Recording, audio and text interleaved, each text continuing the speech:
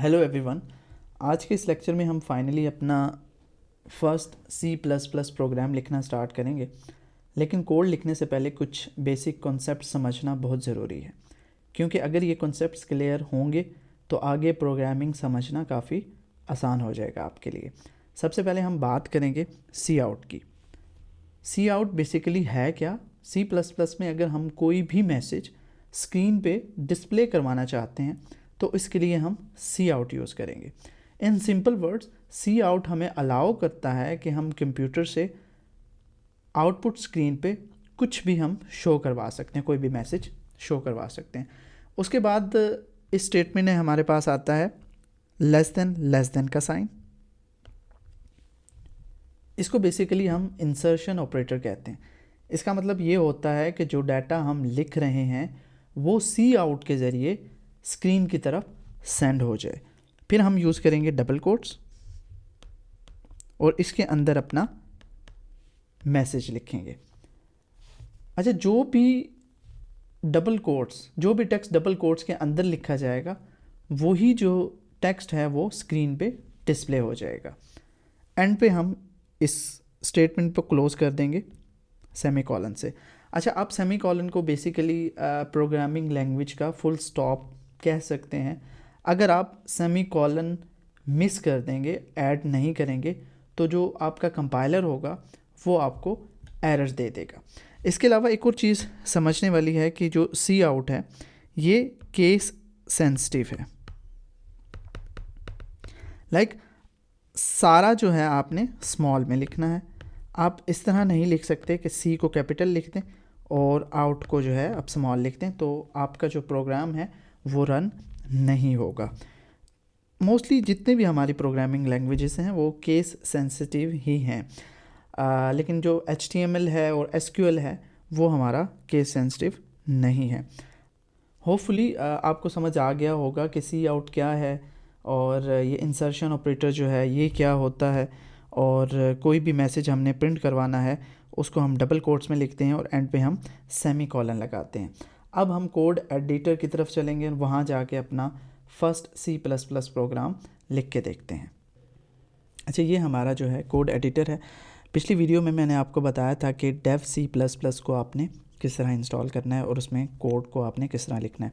तो ये इंटरफेस आपको थोड़ा सा चेंज नज़र आ रहा होगा। ये बेसिकली मैं मैक यूज़ कर रहा हूँ और उसमें एक कोड एडिटर है Xcode के नाम से, उसको मैं यूज़ कर रहा हूँ। चलें अपने फर्स्ट प्रोग्राम की तरफ हम चलते हैं। जैसा कि हमने पढ़ा था, कोई भी चीज़ हमने अगर प्रिंट करनी है सी आउट हम यूज़ करेंगे। उसके बाद लेस देन का साइन और डबल कोट्स में हम अपना मैसेज लिखेंगे और एंड पे जो है हम सेमीकोलन यूज़ कर देंगे। अगर मैं इसको रन करने की कोशिश करूँगा तो ये मेरे पास एरर आ जाएगा कि दिस इज़ अनडिफाइंड। तो अब कंपाइलर को नहीं पता कि सी आउट क्या है। ठीक है, तो इसके लिए हम एक लाइब्रेरी इंपोर्ट करते हैं। अच्छा, लाइब्रेरी किसी भी फाइल में इंपोर्ट करने के लिए हम बेसिकली यूज़ करते हैं शार्प इंक्लूड आयोस्ट्रीम। अच्छा, आयोस्ट्रीम जो है एक लाइब्रेरी का नाम है। C++ में डिफरेंट लाइब्रेरीज़ हैं। अभी जो आपने माइंड में रखनी है कि आयोस्ट्रीम वो लाइब्रेरी है जो हमें टूल्स प्रोवाइड करती है, लाइक सी आउट, सी इन के बारे में भी आप पढ़ेंगे। अभी जो आपने माइंड में रखना है सी आउट के बारे में रखना है। लाइक हम इसको इंपोर्ट करेंगे इस फाइल के अंदर एंड फिर हम यूज़ कर सकेंगे सी आउट। इसके अलावा एक और चीज़ हम यूज़ करेंगे यूजिंग नेम स्पेस std। अब ये क्या है इसके बारे में मैं थोड़ा सा आपको डिटेल में जो है ना बता दूं। बेसिकली हमारे पास जैसे ही हमने एक लाइब्रेरी जो है वो इंक्लूड की आयोस्ट्रीम के नाम से, इसके अंदर एक नेम स्पेस है। आप इसको नेम स्पेस है, ये एक एडवांस टॉपिक है, इसके बारे में मैं डिटेल में नेक्स्ट वीडियोस में या आने वाली वीडियोस में जो है हम इसके बारे में डिस्कस करेंगे। उस नेम स्पेस का नाम है std एंड इसके अंदर जो है हमारे पास सी आउट है, सी इन वाले ऑब्जेक्ट हैं। लाइक आयोस्ट्रीम के अंदर एक कंटेनर है std के नाम से और इसके अंदर सी आउट एंड सी इन जो है हमारे पास है। अब अगर आप ये इंपोर्ट नहीं करना चाहते तो आपने क्या करना है कि IOStream की लाइब्रेरी में हमारे पास std है और इसके बाद हम स्कोप रेजोल्यूशन ऑपरेटर यूज़ करेंगे। इसका मतलब है std की लाइब्रेरी में जाओ और सी आउट का जो ऑब्जेक्ट है वो यूज़ करो। और अगर आप बार बार std यूज़ नहीं करना चाहते आप सिंपली आप ये यूज़ कर लें यूजिंग नेम स्पेस std, ठीक है। इसके अलावा अभी भी आप अगर इसको रन करें अभी भी रन नहीं होगा। क्यों रन नहीं होगा? क्योंकि एक हम यूज़ करते हैं मेन का फंक्शन। मेन फंक्शन के बारे में अभी हमने नहीं पढ़ा, लेकिन आप जस्ट माइंड में रखें कि हम मेन का फंक्शन यूज़ करेंगे और उस मेन के फंक्शन में जो भी हमारा कोड होगा वो हम पेस्ट कर देंगे। मेन ऐसा फंक्शन है जो सबसे पहले एग्जीक्यूट होगा। जो भी मेन फंक्शन में होगा वही जो है C++ का कोड एग्जीक्यूट करेगा। अच्छा, मेन का फंक्शन कुछ रिटर्न करेगा डाटा टाइप, तो डाटा टाइप्स के बारे में भी हम नेक्स्ट लेक्चर्स में डिटेल में पढ़ेंगे। तो अभी एज्यूम आप कर लें कि इंटीजर रिटर्न करेगा और एंड पे आप लिख दें रिटर्न 0।